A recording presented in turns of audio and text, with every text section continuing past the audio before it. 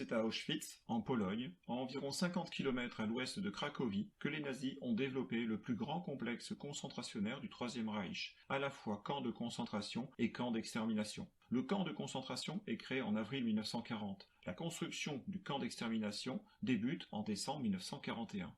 Un second camp de concentration, destiné au travail forcé, est créé au printemps 1942. En 5 années de fonctionnement, plus d'1,1 million personnes meurent à Auschwitz, dont environ 900 000 le jour même de leur arrivée, assassinées dans les chambres à gaz. 90% des victimes, soit environ 1 million, soient des juifs. Comme les autres camps de concentration et d'extermination nazis, le camp d'Auschwitz est placé sous la direction d'Himmler et de la SS. En raison de sa taille et du nombre de personnes qui y ont trouvé la mort, Auschwitz est considéré comme le symbole des meurtres de masse commis par les nazis. C'est un monument historique et culturel majeur qui contribue au devoir de mémoire, classé au patrimoine mondial de l'UNESCO depuis 1979. Dans le camp de concentration, les journées commencent à 4h30 du matin pour les adultes valides, avec l'appel, souvent interminable, dans le froid de l'hiver et sous les mauvais traitements des gardes. Une fois l'appel terminé, les commandos se rendent vers leur lieu de travail en tenue rayée, sans sous-vêtements, en sabots. La journée de travail dure 12 heures en été, un peu moins en hiver, sans pause. La plupart des tâches étaient relatives à la construction du camp,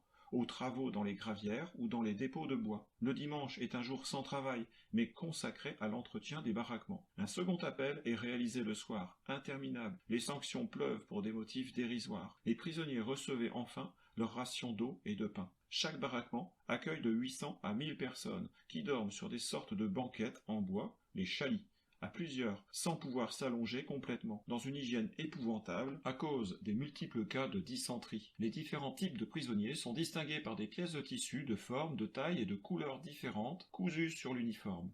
Étoile jaune pour les juifs, triangle rouge pour les prisonniers politiques, vert pour les criminels. Les détenus arrivent en train de toute l'Europe, souvent après plusieurs journées de voyage, et certains sont déjà morts à leur arrivée. Jusqu'au printemps 1944, les déportés doivent marcher 1 kilomètre entre la gare et le camp. À la descente du train, les déportés subissent la sélection. Les faibles, les personnes âgées, les femmes enceintes ou avec des enfants vont d'un côté.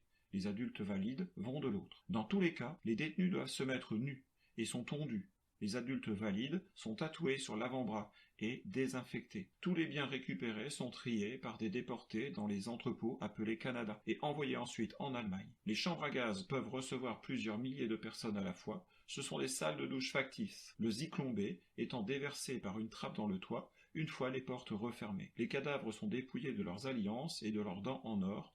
Les hommes des Sonderkommando les emportent vers les fours crématoires contigus à la chambre à gaz.